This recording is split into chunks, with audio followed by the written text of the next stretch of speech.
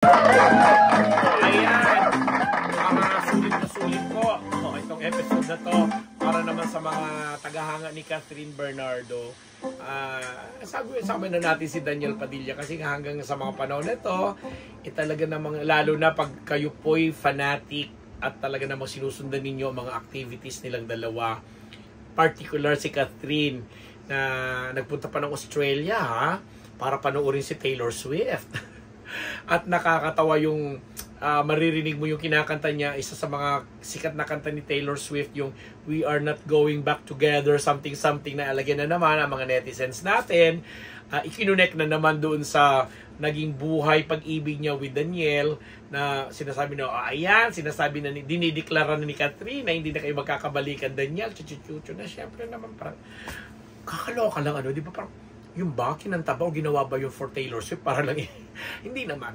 Pero, yun na nga, sabi ko nga, sa sobrang investment, sa sobrang ng activity, at sa sobrang, lalo na yung mga talagang sumbaybay at naging sobrang avid fan nilang dalawa, talagang masakit pa rin yung mga ganong pinagdadaanan. But the thing is, may kanya-kanya silang paraan ng pag-move on, pag-move forward. At nakikita nga natin sa mga pagkakataon na ito, sa mga panahon na ito, na si Catherine ay talagang parang, ayoko naman sabihin parang nakawala sa hawla, no? Pero ganun na nga sinasabi ng iba na after ilang years na laging si Daniel yung kasama niya, parang ngayon lang na-i-enjoy ni Catherine yung kanyang pagiging buhay dalaga, yung kanyang pagkatao bilang isang babae na gustong i-enjoy ang mga iba pang aspeto ng buhay, kagaya nga nung magta-travel ka mag-isa, makikipag-bonding ka sa mga kaibigan mong matagal mong di nakikita, or mga non-showbiz friends mo na may isang bahagi ka ng pagkatao mo na alam mo yon na gusto mong palaguin, gusto mong alam mo yon, i-level up, mga ganon. So, yun na nga, nagta-travel mag-isa si Catherine. Nakikita naman natin sa mga niya, sa social media activities niya. Makikita mo, nagpo-post siya na ganito, may hawak na alak, nakatupis, naliligo sa dagat, nanonood ng concert, etc. Nakikipag-banding sa mga friends. So, at masaya. Mararamdaman mo yung authentic or genuine na kasiyahan niya. The same manner na itong si Daniel Padilla, ganoon din naman. Diba? Kaya lang, pag pinagkukumpara na kasi at parang ang kanya-kanyang hukbo ng kanilang mga tagahanga ang nag-aaway-away na, o ang kanilang mga loyal lovers, supporters, ay may kanya-kanya ng kinakampihan, doon nagsisimula yung conflict. But kami dito sa Unbettable Channel, naniniwala po kami na sa mga nangyari po sa kanila, talagang diretso din po naming sasabihin na talagang nakuha ni Catherine ang majority ng simpatiya ng mga naniniwala at nakasubaybay sa kanila. Yun, majority meaning, kung nung maghiwalay si Daniel at saka si Catherine, kung nakakuha si Daniel ng mga 20 supporters niya, siguro mga 40 o 50 ang nakuha ni Catherine. Ganun ko po gustong bigyan ng analysis or analogy para lang mas malinaw sa atin. Kasi nga po, ito si Catherine, ang daming mga positibong bagay at suportang ipinapahayag ang kanyang mga supporters kumpara natin sa isang Daniel Padilla na talagang aminin naman natin na parang siya talaga yung nag-suffer ng mas mga negatibong pagpupuna, pambabash, etc. Kasi nga, hindi na nagsalita si Daniel, although nung mag-renew po siya ng kontrata with Kapamilya Channel or ABS-CBN, talaga namang in-acknowledge niya yung mahabang panahon na naging sweetheart sila ni Catherine at pinasalamatan niya ito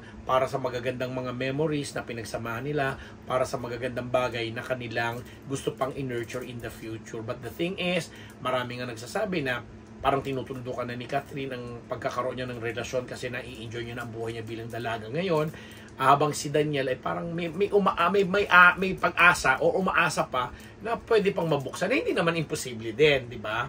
Pero Kagaya na ng mga previews nating na ibalita dito, na mag-renew sila ng mga kontrata, very specific na sinabi ni Catherine na gusto niyang mas makatambal ngayon yung mga artistang medyo mature sa kanya or medyo may edad sa kanya, and gusto niya nang gawin yung mga projects na mas mature siya o mas mature ang road niya, wala na yung mga pakilig-kilig na ano. The same manner na ganun din naman ang naging parang magiging future ng tatakbuhin karir ni Daniel, na ngayon nga napabalitaan natin na 'di ba na-chismis siya na mayroong isang girl sa Vietnam na naging di umano ha na naling sa kanya at naging isa sa mga sanhi, o again, isa sa mga sanhi di umano ng mga nadiskubre sa kanyang pagtataksil o pagiging cheater o pagiging babaero ng kampo ni Catherine. Pupuntahan ni Daniel yung lugar sa Vietnam kasi siguro nagustuhan talaga niya yung lugar at parang may mga pinaplano silang gawing pelikula or collab or whatsoever, pero hindi doon sa Vietnamese na girl, doon sa lugar lang na Vietnam na siguro nagandahan siya. So but then again, wag natin bibigyan ng kung anumang mga kahulugan yun kasi doon nagsisimula ang conflict.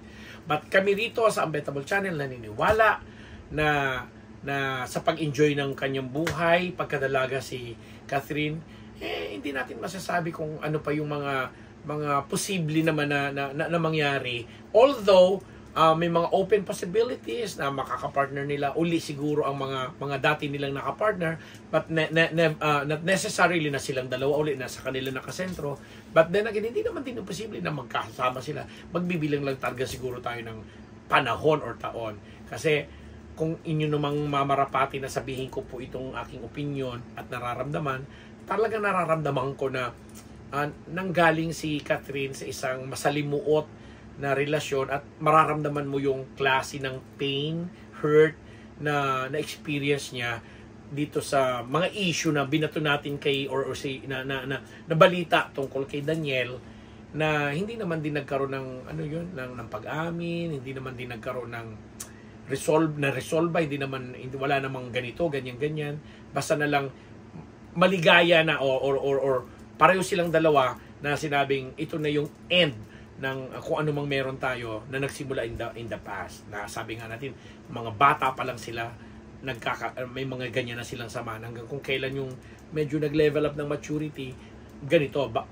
ang nangyari sa kanila. The same thing na nangyayari din sa mga ibang love teams, o mayroon nga magpapakasal na naghiwalay na, mayroon nga kinasal na after ilang months naghiwalay na. So, simpleng buhay. Ganun talaga ang buhay ng tao But then again, paulit-ulit dating sinasabi, wala namang imposible sa future at wala rin namang imposible sa mga taong, alam mo yung may malalim na pundasyon na magbago at ituwid ang dapat nilang ituwid at baguhin. Nag-iintay lang yan ng tamang panahon.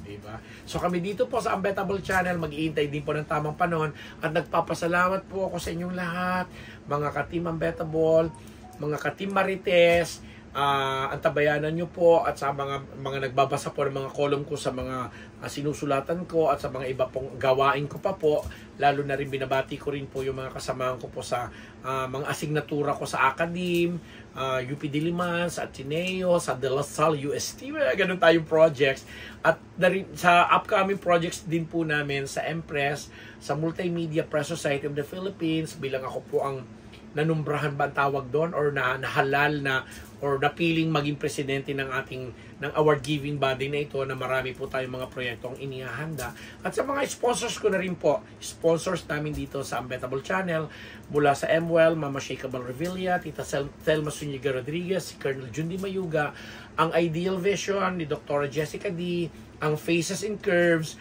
ni na Dr. Jerry Casata at Dr. Sheila Ricasata, at marami pa pong iba, mga kapwa namin Oragon. Yun na nga, ang dental clinic ng Gorgeous Smile ni Dr. Jess Solis at saka ni Ma'am Ara, at ang Lex Balm. Yung Lex Balm, maganda yun. Ako nagkakaedad na. I am 57 years old. Sa 57, syempre may mga nananakita sa mga katawan natin. Napaka-effective po ng Lex Balm. Ito po yung pampunas at panggamot sa mga kasukasuan at mga namamagang kung ano-ano at mga sumasakit na bahagi ng ating katawan. Nasa mga ano na po yan, mga nasa drugstore at kung saan-saan yung mga drugstore nga, tama. Mga convenience store. Lex Balm may blue and may red. Diba? And ano pa ba? Yun na. Diba? Maraming salamat po ulit sa inyong lahat, mga Kathniel fans. Ako, Catherine ako, Daniel ako, mga baby ko yan. Pero kung ano man yung magiging desisyon nila sa kanilang mga buhay, sabi ko nga doon sa mga previous nating episode, irespeto natin. Kung kaya natin suportahan natin. Kung ayaw naman ninyo suportahan, okay, di naman na kayo pinipilit eh.